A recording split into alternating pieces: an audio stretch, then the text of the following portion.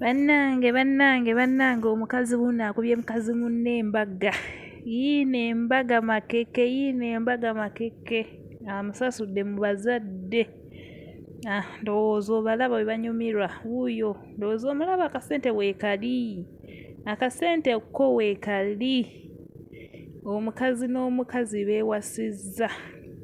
Bannange mugenda mwerabirako mu maaso awo ng'akakasa mukazi we engeri gy'amwagala. Engeri na buli kimu. Nange tulagawa bintu mpoze engombe eriko egamba nti wooma buwoomi gw'osirike. Kazi yali akayawooma buwoomi ye ne yeesirikira. Omukazi omuwa empapula oba just? No, omukazi wange alina empapula ze naye. Wamwasanga omwagala? Yes, namwasanga mwagala. In fact, yali ayagala twewase more than that. I'm not going to say I didn't, but I wanted to give it some time. Do you perform all the duties of a man? Yes, I do. Sexually, financially, emotionally, everything. Mukazi omuwubira? Manyize nvaako tonandaba naye nvaako. Oza sitambula naye all the time because tuyinza okulwanirawo. Okuba ekikonde? Siri mwangu nnyo sina kyenkya ne woba ng'oli musajja okoma oli. N'omusanga naye? Omulwanira? Yeah. What is her name? Aisha. She's called Aisha? Yeah. Mukyala musiraamu? No, yagivaamu eddiini. Kati wa ddiini ki? Mu ddiini mulokole nga nze namulokola.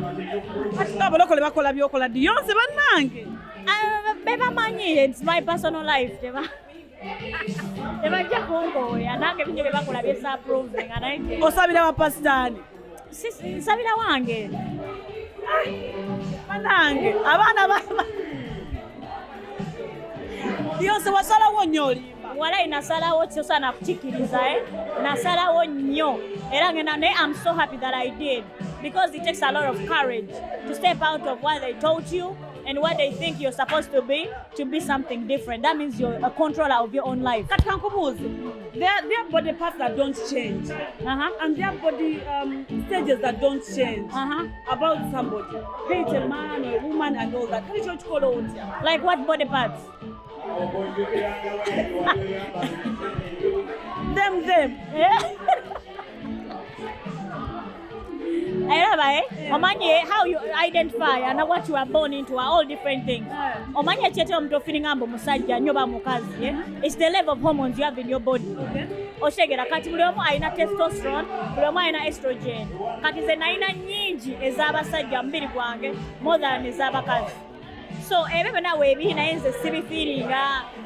Kati omwezi bwe gwaka okola otya? Sikyagenda mu period nazisiba. Eze nasooka osibirawo ezo zo basiba sikyagenda mu period. Kyagaana kumanya? Sisobola. Era zo basibirawo sikyagenda mu period.